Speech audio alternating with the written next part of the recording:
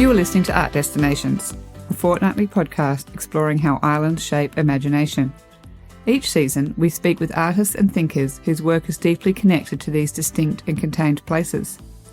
Following our series set in Linguaglossa, Tasmania and Venice, this season takes us to Sicily. Hello, I'm your host Sarah Rhodes, an artist based in Linguaglossa, Tasmania. In this episode, I'm in conversation with Alfio Puglisi, director of the Sicily Art Residency program on Mount Etna. Alfio co-produces Art Destinations with me as part of our shared interest in understanding how defined landscapes influence creative practice. Together, we created this podcast to connect artists working on the periphery and to offer a space where ideas of place and belonging can be explored. If you enjoy Art Destinations, please subscribe on your favourite platform and consider leaving a review. Your support helps us continue these conversations. We also share the work of the people we feature on our Instagram page at artdestinations.podcast. Welcome, Alfio, to Art Destinations. It's really great to have you on the show. Hello, Sarah. Happy to be here today. It's really exciting to interview you today or have a conversation because this podcast was really inspired together. I came to do an art residency in Linguaglossa at SARP in 2023 in June, after I'd been a creative director at the Venice Architecture Biennale. And I was really interested in looking for an island that had a shared experience or a shared atmosphere with Tasmania. And I feel as though I really found that place on Mount Etna, especially with I was lucky enough to have the foggy atmospheric day, even in summer. And it had a real similarity to Queenstown in Tasmania. So I was really interested in talking to you about, the experience of living on an island, as well as the experience of living kind of on the periphery of the contemporary art scene, particularly for you in Sicily. And so this has been a really lovely moment. So thank you for the journey so far. Thank you, Sarah, for coming to Sicily back in 2023 and also for creating this fantastic podcast. So just to start the conversation, would you just tell the listeners a little bit what SARP is? Yes, of course. So SARP stands for the acronym Sicily Artist in Residence Program. And I set up SARP back in 2019 as a place for artists to create, think about the landscape of Sicily, and produce exhibition. We have evolved quite a bit since 2019 and since 2023 when you were in Sicily. And from this year, we added a gallery aspect to further support the career of artists. We offer to artists accommodation and studio spaces, as well as curatorial research and exhibition spaces for artists to create site-specific projects about Sicily, the Mediterranean, and the global debates in contemporary arts. So you were working as an academic in the University of Lisbon in Portugal, and before that you were studying your PhD at the King's College of London. You were studying cryptocurrencies and blockchain. First of all, why did you leave an academic position that is so highly sought after these days? Why did you leave academia? I mean, I didn't walk away from academia. Like, the work that we do at SARP is very research focused and academic based. We work with the leading scholars in each field, whether it's contemporary art or history of art, or whether it's literature, or whether it's climate change, or like environmental sciences in a broader terms. So my work is still very much academic focused, but in a different context. I had a tenure track position at the University of Lisbon. And before that, I was teaching in London at King's College London. And I thought that it was a very creative job. And I needed that creative entrepreneurial spirit that managing a residency program and a gallery would give it to me. That's actually quite interesting, actually, that when you're studying something like economics or, in your case, cryptocurrencies, which is very nimble, the idea of academia in a university context is a bit of an antithesis. They're not really a natural pairing. So I can see how that happened. So you were studying, digital currencies and financial regulations. How did you get from that world to the contemporary art world? I was always interested about contemporary art. I know today professionals develops careers that are centered on a particular topic. Whereas with me, I had so many interests, and I was developing my interest in a very curatorial approach, like a very focused, and I was always looking for opportunities that from an hobby, now it became a full-time job. So having a PhD really helped me to develop critical thinking, problem solving, but also to create a framework to manage a gallery. Managing a residency program or a gallery, you need to be organized. You need to have a vision. You need to implement a vision. And I think having a PhD really helped me to develop that vision. Okay. So just to dig a little bit deeper into the cryptocurrency thing, what's the link between those two worlds, or how did you get interested in that in the first place?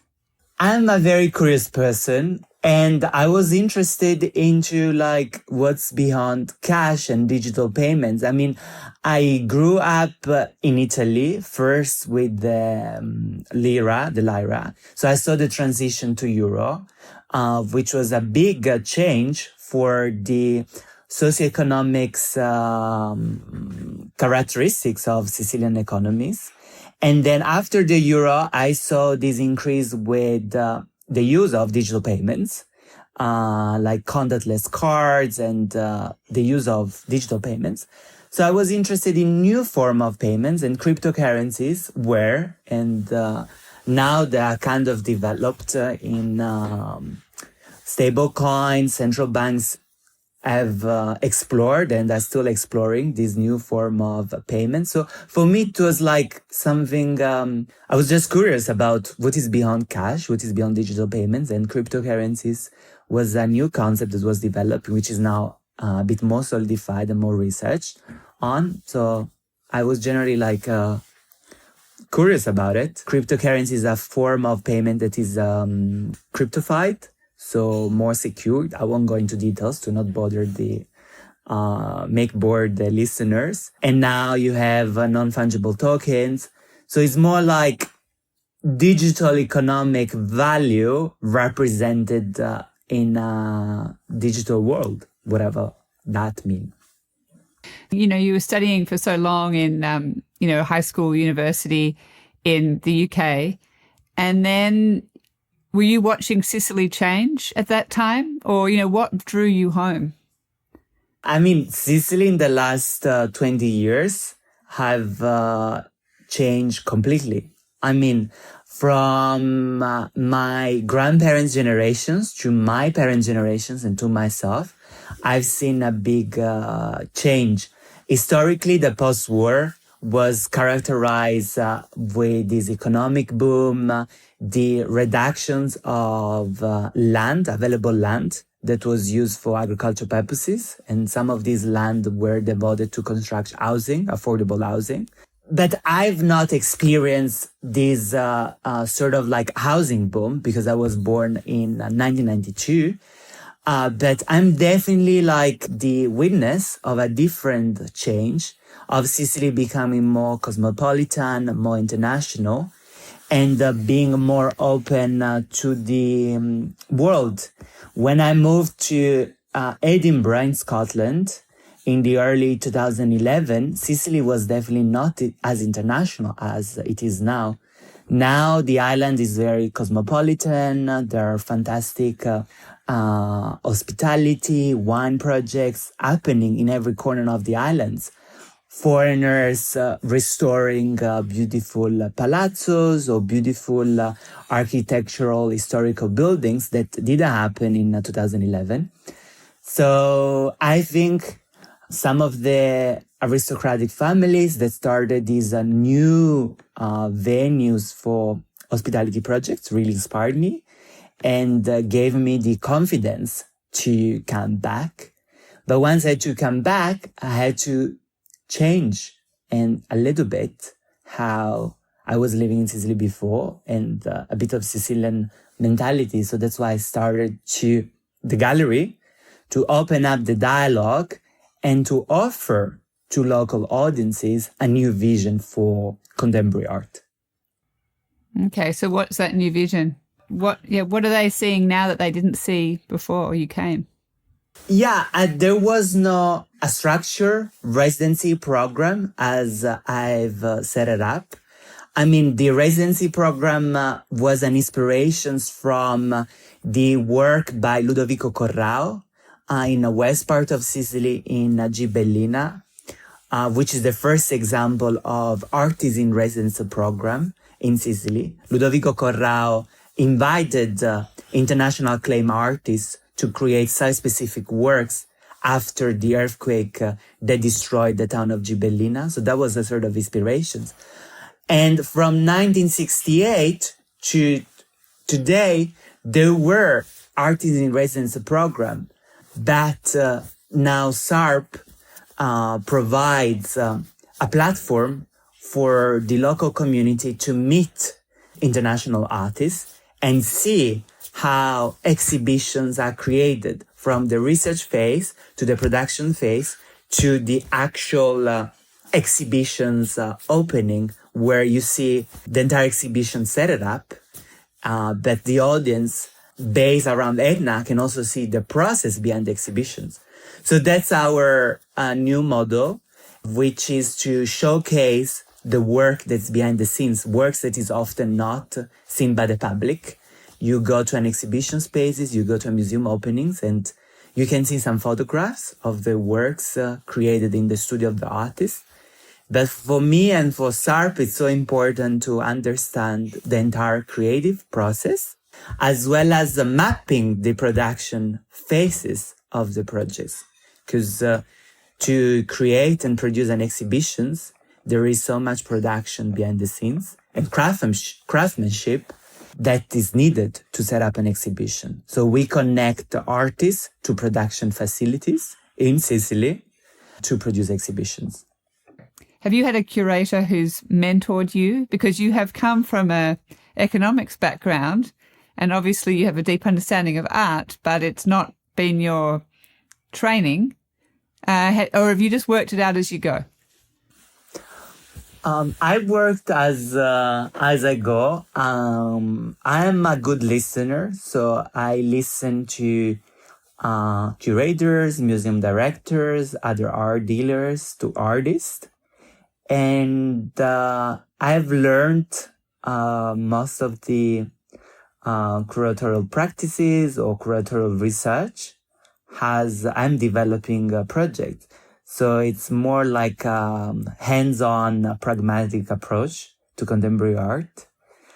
And sometimes myself and my team are kind of brave in how we set up the exhibitions or how we set up the projects. But sometimes it's what makes it more interesting and fresh to new audiences. We learn as we go, and we have a lot to learn more. So what's your business model for SARP, or what's your long-term vision? What do you see it aspiring to, or how are you developing it? I would be very happy in being able to produce exhibitions in bigger scales in Sicily, and as well as in mainland Italy and abroad. We are working really hard to expand this cultural dialogue that we are having right now in Sicily with the Mediterranean countries and move into more like a European level dialogue. But this will take us some time, we know. Yeah, we look forward for the next 5 years, because I think that will be the most interesting years once you expand and develop new ideas, and hopefully our audiences will get more interested into what we do in Sicily and abroad. So if you were to have a role model, are you looking at like commercial galleries like David Zwirner or Hauser and Wirth, or are you looking at foundations like the Prada Foundation or TBA 21? What sort of direction are you thinking? I'm a creative mind that do a lot of research, but I try to advance the dialogue or the projects that are already there. I always use my academic background to research, so I don't really follow a particular model of a gallery, of an institution, because what works best in London might not work best in Sicily. So the SARP's models always evolves, always adapts, but we have very interesting conversations with stakeholders all around the world, but eventually our vision is sort of unique and what makes it special. And the artists that take part in our projects or co-produce exhibitions with us shape the visions of SARP. I think that's very exciting. Yeah, for us it's so important to initiate, maintain and develop cultural dialogue initiated and supported by the artists with solid curatorial approach among different institutions, different countries and different people. So that's so important for us. So just on that, I just wanted to mention that we had a conversation with Carolina Mazzolari in our Venice season, in our first series. And she recently had an exhibition with you in SARP, which was just beautiful. Her embroideries are that she actually uses the prisoners to do the stitching through the fine cell work in Ireland, and they're absolutely stunning. So, it's lovely to see, the literally the tapestry or the web that you're weaving, or like Leah Orta doing projects in Saudi Arabia and in Sicily and in other places, and connecting you to a bigger conversation. You're documenting the process, the creative process the artist is making. Are you inviting or developing a relationship with the art schools in Catania and Palermo, or are you mainly reaching the local community? We work both ways. So we seek to connect, because it's often not so easy to connect the local artistic communities to international artists. And this year, SARP was invited to present the SARP 2025 residency projects at the Academy of Fine Arts in Catania. So it was the first official public engagement of SARP with the local academic community of Sicily. And it was a wonderful opportunity for SARP as well as for the Academy to exchange and inspire students, especially after university, to set up artist studios and develop a career within contemporary art. There are so many students that often abandon a career of an artist and pursue other careers. So it was so important for us to explain that they can develop a career as an artist today. Okay, that's lovely. We also worked with universities based in London, like King's College London Culture, with the University of Trieste, with the Botanical Garden in Catania. But this year, we got invited by the Academy of Fine Arts, and it was wonderful. Okay, that's great. So Sicily's geographic position, it's situated just slightly north of North Africa, below the continent, Italy, France, Spain. So are you using your position as sort of this mediator between North Africa and West Asia and Western Europe and even Eastern Europe? Or are you being a little bit more fluid? How strategic are you being in your position in Sicily? I think SARP being based in Sicily and at the center of the Mediterranean is such a critical point of view to assess what's happening in North Africa and the Middle East. So this year we have developed projects about the Mediterranean, how this impacts our visions of Sicily. We actually did projects about the impact of Africa into Italian climate. This was a project with Andrea Hema. He took photographic work about the vegetations of the gardens of Palazzo Previtera after a Sahara Desert rainfall. So I think some of the listeners might not be familiar, but every year around this time of the year, beginning of April, we get red rainfalls. And basically the clouds that forms on the Mediterranean contain Sahara dust. And the Copernico Institute, EU-based institute, has assessed this. And these Sahara desert rainfalls are occurring more and more frequently.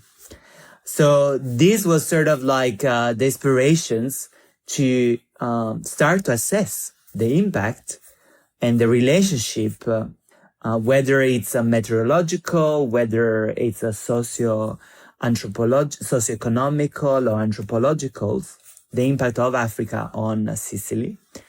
And we got in touch with a few artists in residencies based in Africa, and we have contacted some artist studios interviews with African artists.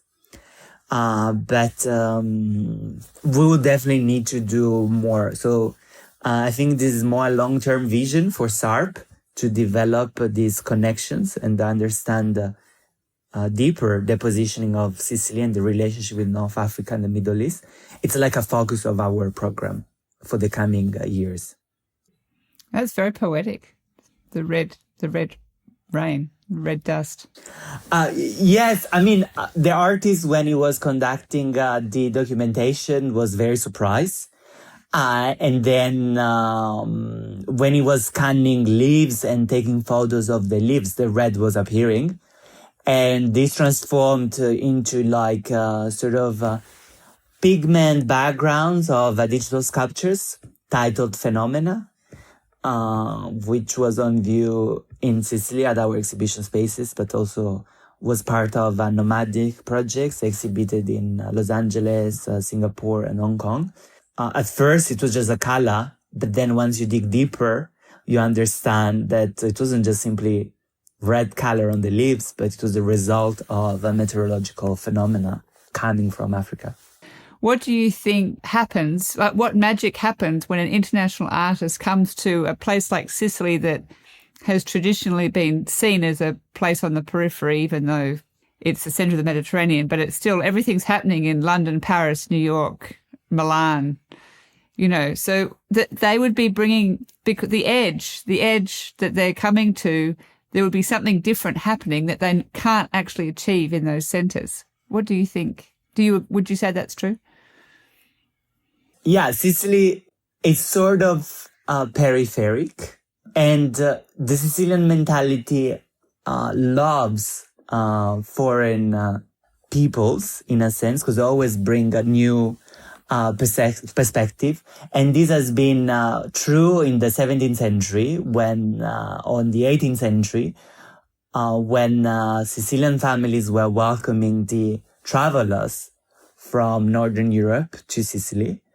Now I think Sicilians are more used to like traveling or studying abroad. So this mentality has been changed. But in general speaking, like Sicilians and Italians love new ideas coming from abroad, and they would support those ideas. But being in such a peripheric positioning, you are so, I would say, you don't get much distraction. So you can focus more on what really matters. you don't get the distractions that whatever happens in London, where you have so many things to do. In Sicily, there are very few things, which can be like a sort of like good avenue to develop new projects, because you don't get the distractions that you might have in big cities. Okay. That's really nice. I would agree with that actually here as well.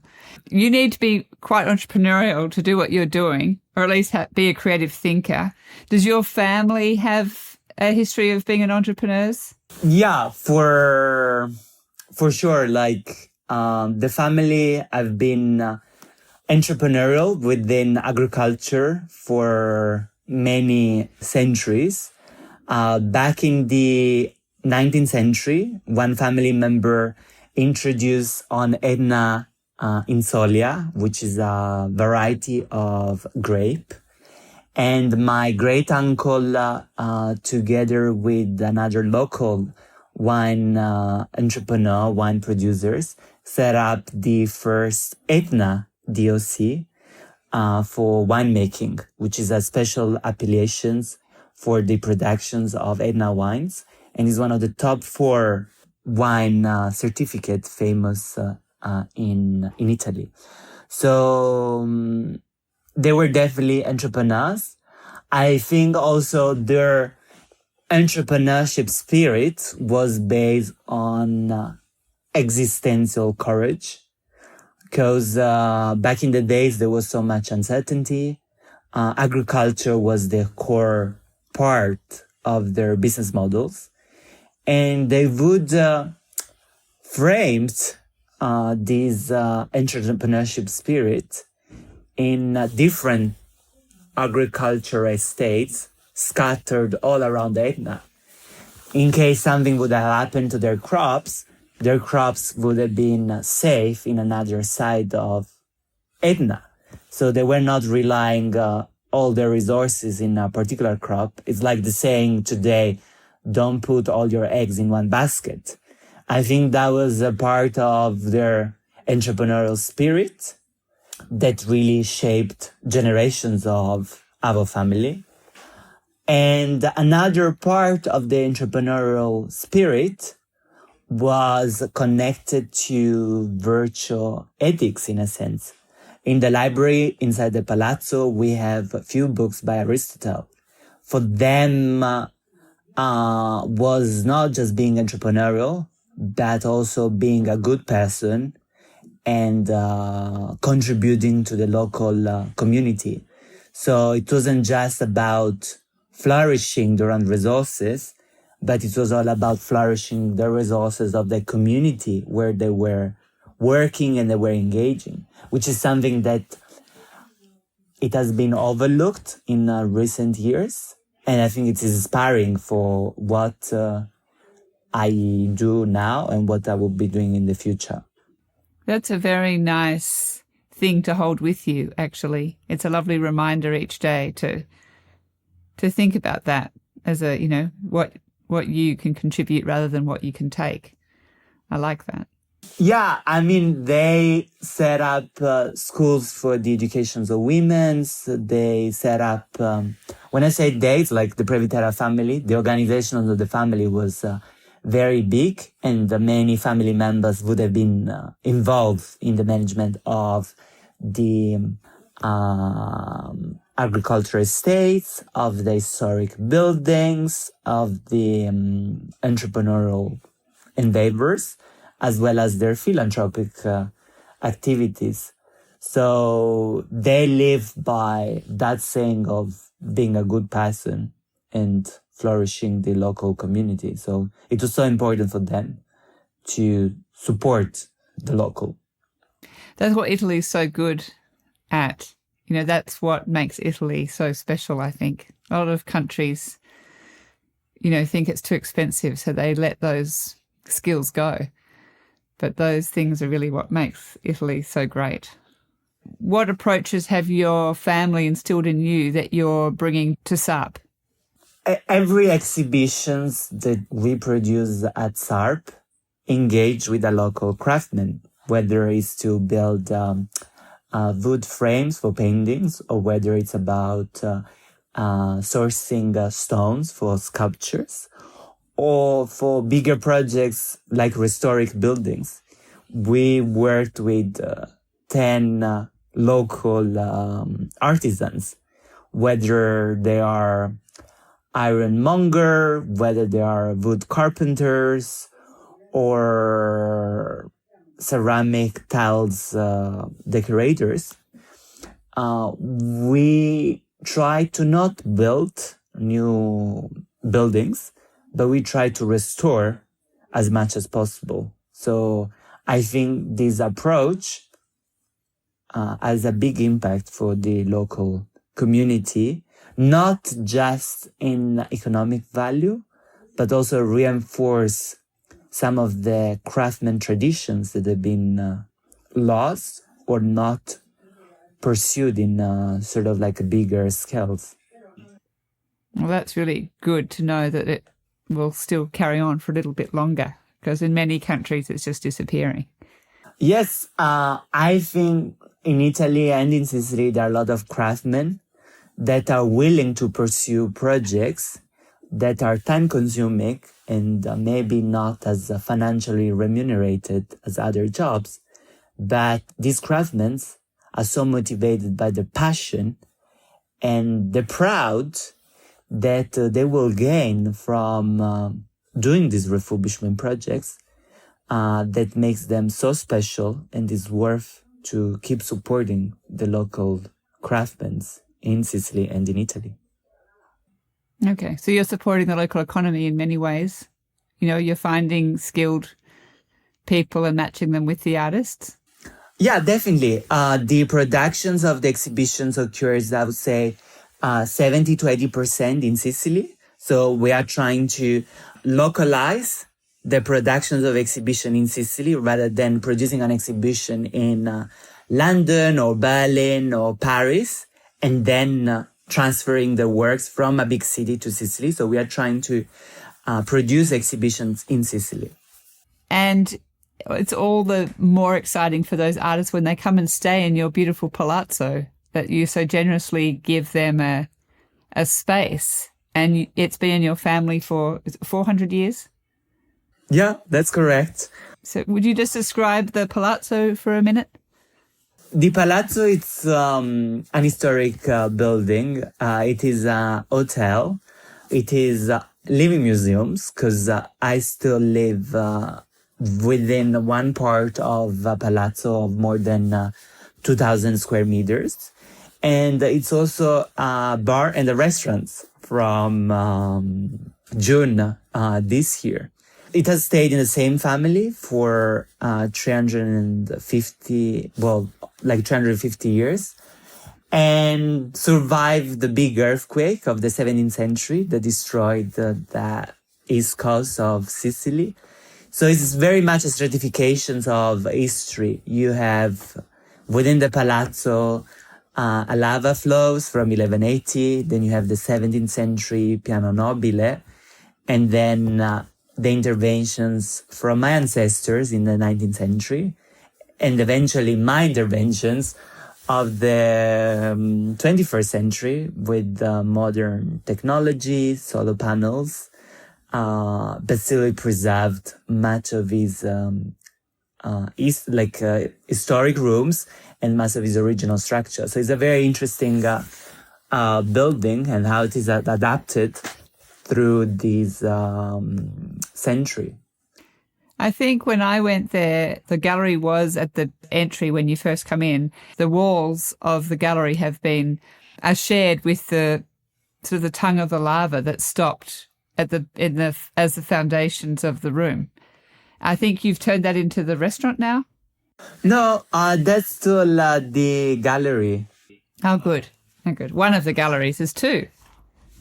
Well, we have a residency studio gallery space, depending on the projects. We work with different set of projects, and artists have different set of expectations, and they work with different scales. So managing two spaces, one more rustic and another one more like white cube, allow us this flexibility to mount quite a wide range of exhibitions. So yeah, we still have 2 exhibition spaces. Yeah. Okay. Well, that's, I really recommend anyone who's going to Sicily to take a little stop through Linguaglossa, which is is it 40 minutes from Taormina? A bit less, if there is traffic, 40 minutes, yeah, for sure, which is now getting busier. Yeah, I would say 40 minutes from Taormina, yeah. Yeah, so it's in a really great location. So anyway, thank you very much, Alfio, for sharing your story with us. Yeah, my pleasure, and I hope it was interesting, and I look forward to seeing, hopefully, many of you in Sicily. Don't be shy and stop by at Galleria SARP. Thank you for listening to this conversation with Alfio Puglisi. Our next episode will feature Elisa Giardini Papa, Italy's representing artist at the 2022 Venice Art Biennale. Be reminded about the next episode of Art Destination Sicily by subscribing to our fortnightly newsletter on our website artdestinations.org. I'm your host, Sarah Rhodes. Ciao for now.